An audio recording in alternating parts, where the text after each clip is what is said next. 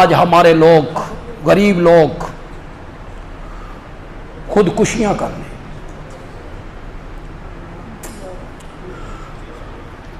اپنے معصوم بچوں کو لے کے نہر میں کود جاتے, ان سے بھوک دیکھی نہیں جاتی. بھوکے بچے برداشت نہیں ہوتا ان سے. بچے تو بچے ہوتے ہیں, بچوں کو کیا پتہ ہوتا ہے کہ باپ کے پاس کیا چیز ہے کیا نہیں. انہوں نے تو کہنا یہ چاہیے یہ چاہیے یہ چاہیے, اور والد وہ چیزیں لا کے نہیں دے سکتے. اوپر سے بجلی کے بلوں نے کمر توڑ کے رکھ دی, کمر توڑ کے رکھ دی. ہمارا جو خاکروب ہے مدرسے کا, اس کے گھر کا بل 40,000 روپے. کیا کریں؟ یہاں 2-3 گھنٹے وہ کام کرتا ہے, 12,000 روپے لیتا ہے, 20,000 اس کی پینشن ہے. کیا کرے گا؟ 17,000 اس کے مکان کا کرایہ ہے. کیا کرے گا؟ جماعت اسلامی نے جو دھرنا دیا اسلام آباد میں, یہ کسی جماعت کا مسئلہ نہیں ہے, مجموعی طور پہ ہر پاکستانی کا مسئلہ ہے. ہر پاکستانی کا, کوئی تحریک انصاف سے ہو یا نون لیگ سے ہو یا جمعیت علماء اسلام سے ہو. لیکن چلو کسی نے تو جھنڈا اٹھانا تھا,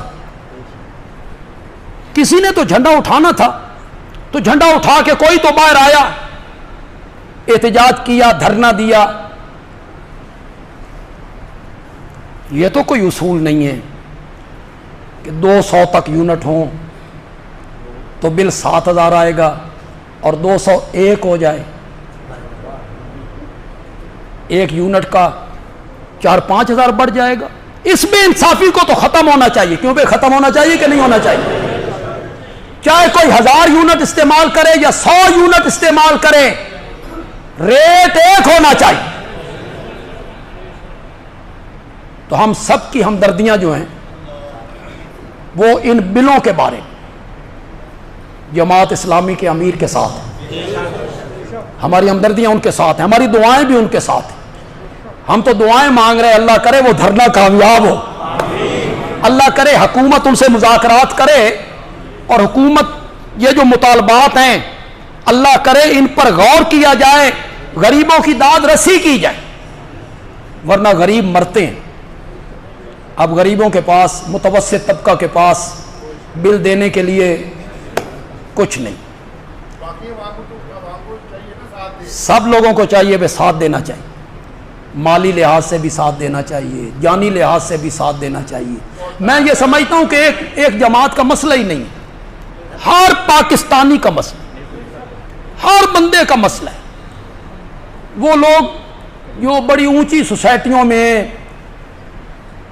سولر سسٹم پہ ہے, جنہیں پرواہ ہی کوئی نہیں, وہ چند لوگ ہیں جو انگلیوں پہ گنے جاتے ہیں, اکثریت غریب لوگوں کی ہے. اللہ بھی رحمت فرماتا, اللہ رحمت کرے گا تو کچھ ہوگا. اللہ تعالی حکمرانوں کا مزاج بدلے, ان کا ذہن بدلے, ان کے ذہن میں آئے کہ یہ غریب لوگ ہیں, مر رہے ہیں. چلو ہم سارے جو بے ایمان ہیں تو اس کی سزا تو, ہر بندہ تو بے ایمان نہیں ہوتا, کچھ لوگ ایسے ہوتے ہیں جو غلط کام کرتے ہیں, لیکن جو سزا مل رہی ہے وہ ان لوگوں کو مل رہی ہے, غریب لوگوں کو مل رہی ہے جو بددیانت نہیں ہیں. اگر کوئی بددیانتی کرتے ہیں تو اپنے پیٹ کے لیے کرتے ہیں, مرتے ہیں تو کرتے ہیں, نہ کریں تو وہ مر جائیں ان کے بچے. اسلامی مملکت اس وقت تک کسی چور کا ہاتھ نہیں کاٹ سکتی جب تک اس کے روزگار کا انتظام ہو, ہاتھ نہیں کاٹ سکتی. اسلامی نظام نے تو یہ سبق دیا ہے لوگوں کو.